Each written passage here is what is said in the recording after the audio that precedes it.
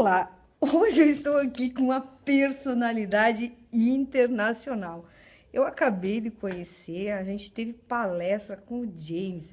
O James é estrangeiro. De onde é que você é, Na James? verdade, eu sou britânico, né? Eu sou britânico, mas eu nasci no sul do Brasil. Eu fui embora muito cedo. A minha família começou a emigrar, né? E eu sou, na verdade, a minha juventude toda passei em Glasgow, na Escócia, né? Mas trabalhando com o mundo inteiro. E nos últimos anos, nos últimos 16 anos, eu voltei para morar na Inglaterra, tá? E nesta semana, enquanto eu estou aqui no Brasil, eu estou ao mesmo tempo me mudando para a Escócia. É uma coisa assim, como assim, né? Você estás num país e estás mudando de um país para outro país. Mas hoje tudo é possível, justamente assim. Eu estou conversando com vocês via internet, que isso tudo é feito via internet. Então, literalmente assim, é só deixar uma chave com uma pessoa, né? Então aquela pessoa vai, passa a chave para a pessoa que vai pintar, imediatamente, enquanto a pessoa está pintando, coloca-me ao vivo no Facebook, né? E eu vou vendo a pintura. Logo depois, logicamente, lá um local, Escócia muito fria, tudo tem que ser não só carpetado, mas assim, para curiosidade de vocês, vai cerca de mais que 1 centímetro por baixo do carpete, de uma espécie de produto, uma espécie Manta. é uma manta, né, de borracha, né, que é justamente para aquecer mais ainda e ficar fofinho, né? Então Sim. tudo aquilo acompanhando, né, pela internet. Então significa assim que agora quando eu voltar, eu já volto, não, quer dizer, quando eu volto para uma casa quase vazia, mas isso vai ser dia 23, né? Dia 24 os móveis são entregues e montados, e dia 25 está tudo feito. Então, isso é o século XXI. Tá? Mas ele ama Isso o é o Brasil, século gente. XXI. Ele ama o Brasil. E a palestra que ele veio nos dar aqui em Criciúma foi sobre histórias. O Sobre histórias, James, eu sou consultor de história. Né?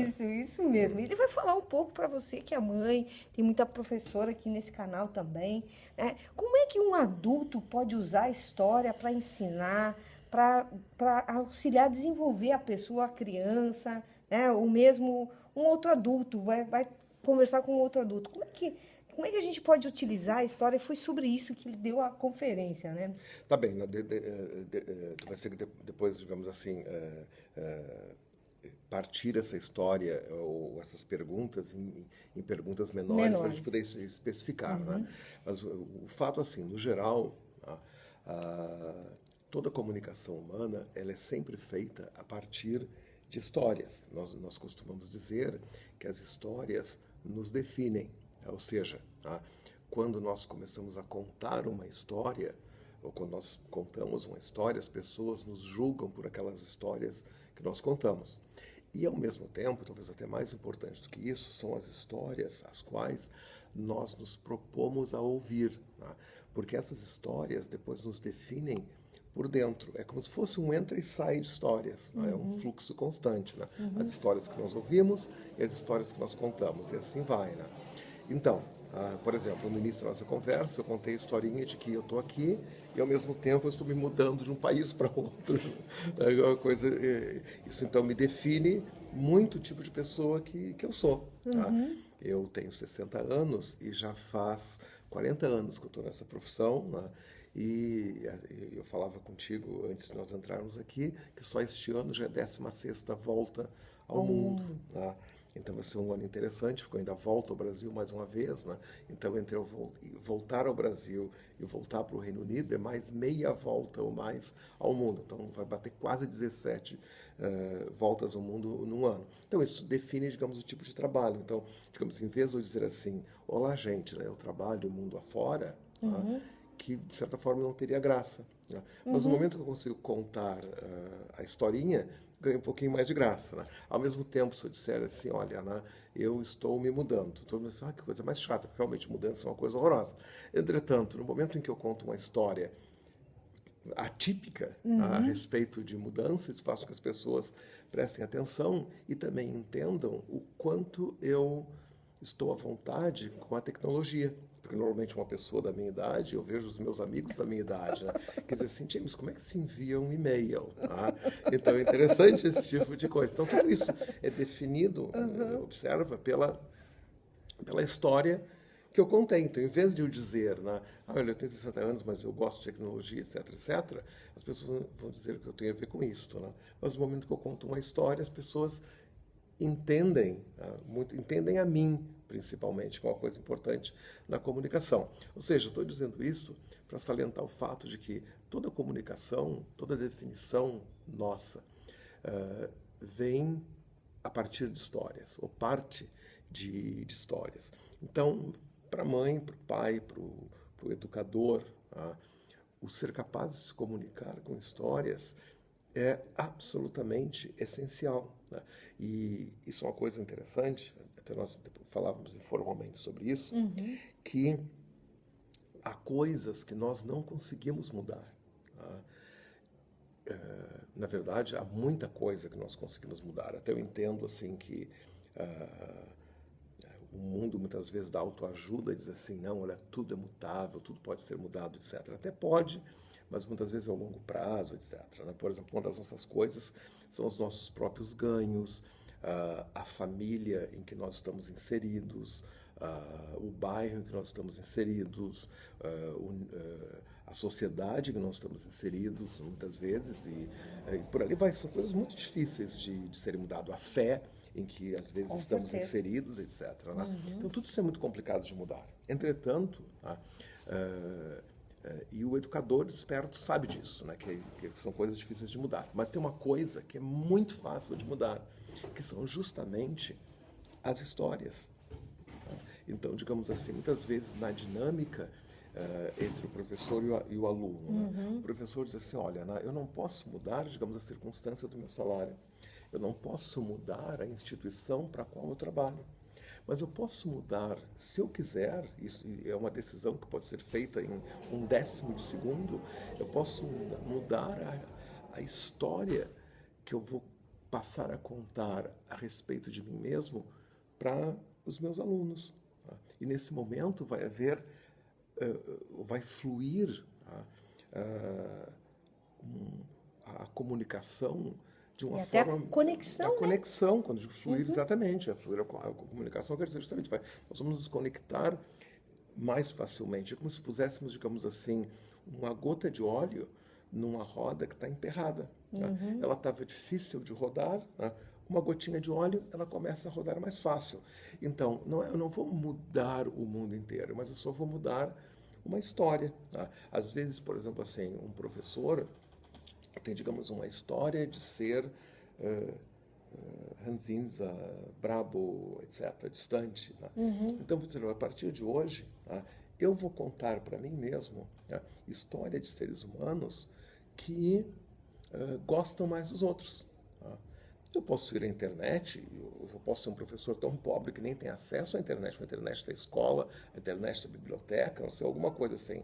E eu busco gratuitamente histórias de pessoas que evoluíram do estar de mal com a vida para estarem bem com a vida. Mas não estarem mal ou bem porque tiraram na loteria, ou trocaram de parceiro, ou trocaram de automóveis, trocaram de trabalho. Tá? Que até tem muito disso, mas não, coisas muito simples, digamos assim. Questão de atitude. Tá? É uma pessoa, por exemplo, assim, que olhava-se no espelho e achava-se uma pessoa feia, que não era digna de respeito. Então, de repente, ela cria uma história em que, realisticamente, ela sabe que ela não mudou a aparência, ela permanece feia, né, se for o caso. Né?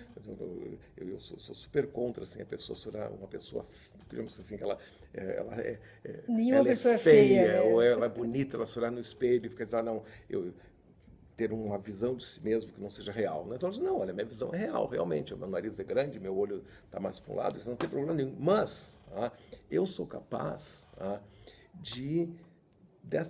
do jeito que eu sou, eu tenho a capacidade, digamos assim, de não falar tão alto, eu posso mudar o meu jeito de falar. Tá? O meu nariz está para cá, não tenho dinheiro para fazer uma plástica, para voltar para cá.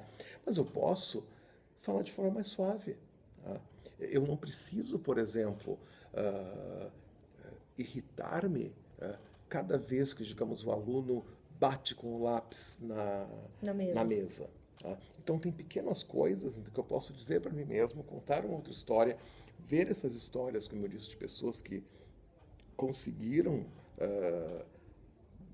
relaxar na vida porque se deram conta de pequenos detalhes, e ao absorver essas histórias e tentar repetir essas histórias, eu começo a mudar o meu comportamento. Começo a mudar o meu comportamento frente aos meus alunos. Porque, por exemplo, assim, um aluno que de propósito bate com o lápis na mesa é porque ele não está conectado contigo. Porque se ele estiver conectado contigo, ele não bate o lápis na mesa. Por exemplo, agora a gente está conversando, você está conectada comigo. Tá? Digamos assim, nós temos aqui perto de nós, está o meu celular, os teus óculos, está mais um aparelho aqui para o ar-condicionado. Em nenhum momento eu senti vontade de bater com o meu celular na mesa. Em nenhum momento eu senti vontade de bater com os teus óculos na mesa, porque nós estamos conectados, estamos conversando. Tá? Então, isso, digamos assim, é uma coisa muito simples que qualquer pai ou qualquer educador pode fazer. É uma pequena mudança em si mesmo, nas suas atitudes, no jeito que vê a vida, etc. Consolidar aquela mudança, buscar exemplos de mudanças possíveis, realistas, e transformar a sua vida. Porque no momento que ele transforma, que o educador transforma a sua vida, ele torna-se mais competente, mais capaz de trocar ou de mudar a vida dos outros.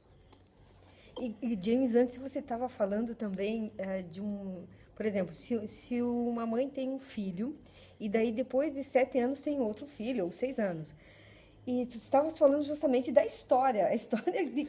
Sim, exatamente. Eu falava para ti o seguinte,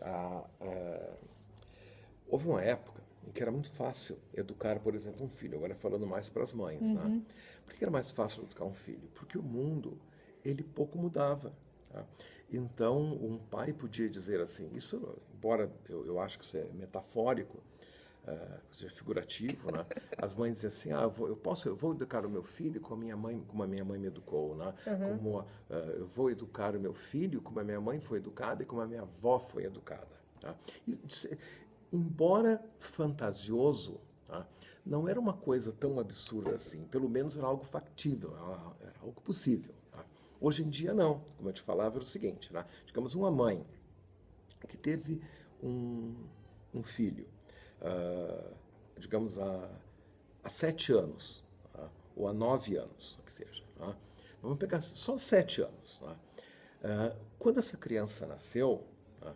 O mundo ainda estava começando a se conectar. Se for 9 anos, o mundo nem estava conectado. É verdade. Só que, nesses últimos 7 anos, ou nesses últimos 9 anos, o mundo mudou muito mais do que nos últimos 100 anos.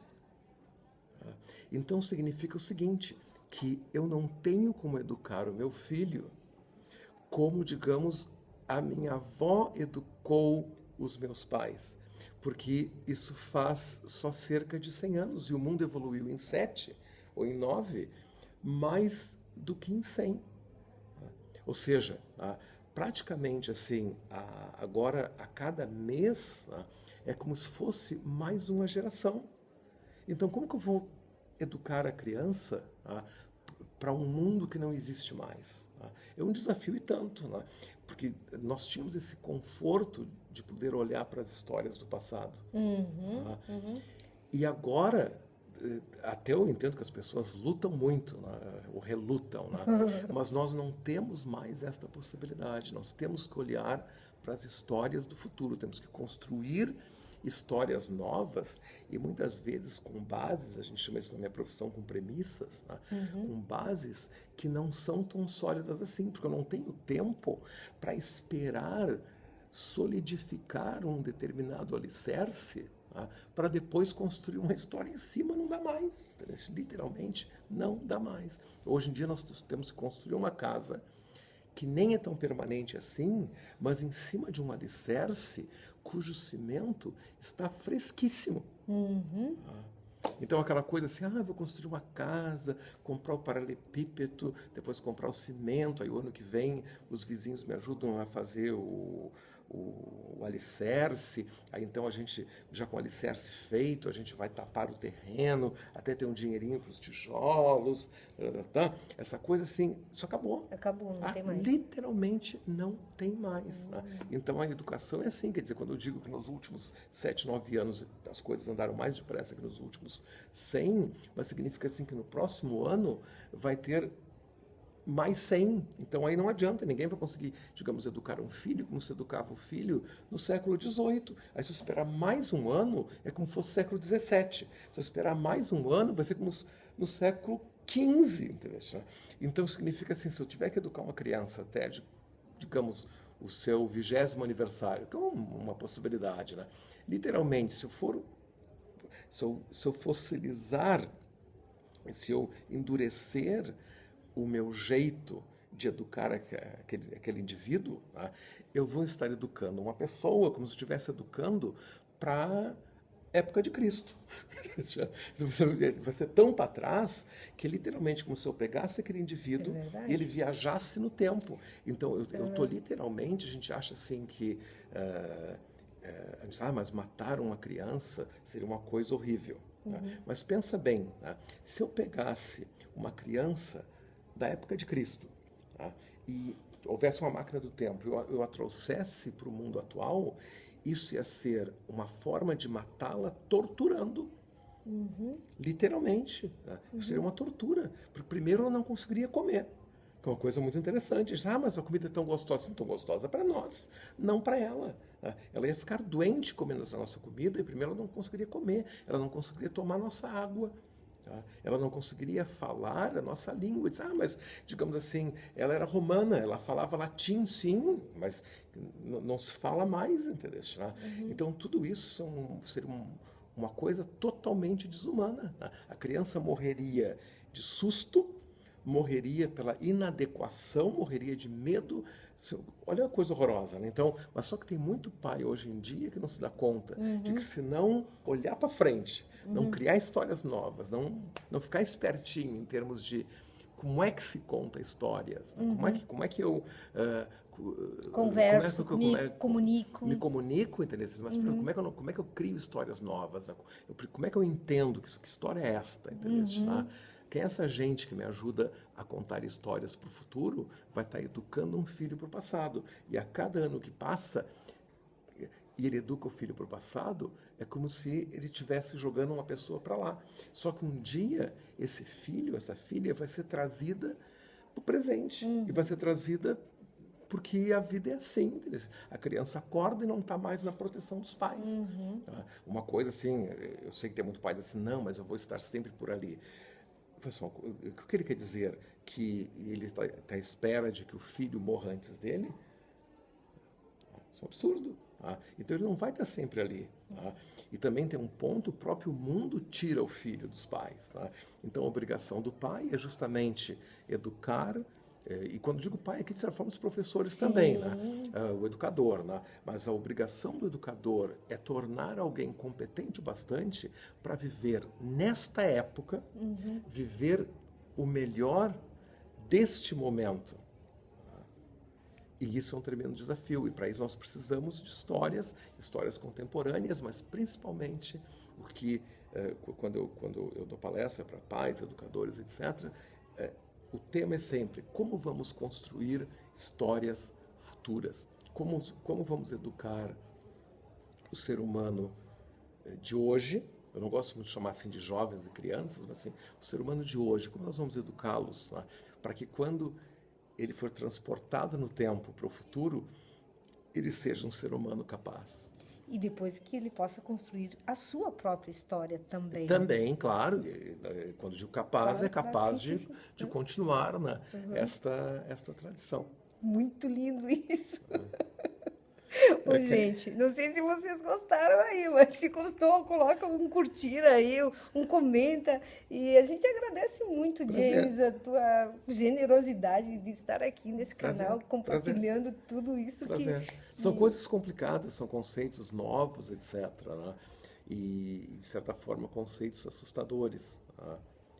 Porque os jovens de hoje, se eles forem bem educados, quando chegar no futuro, talvez eles não se assustem tanto com a velocidade das coisas. Tá? Só que hoje nós temos essa geração transitória, como assim, há 9 anos as coisas não existiam e de repente elas deram esse salto. Tá? E então toda uma geração despreparada a tentar preparar uma geração para estar preparada. Então, um certo contrassenso nisso, um grande desafio. Ok? Te agradeço de coração. Prazer.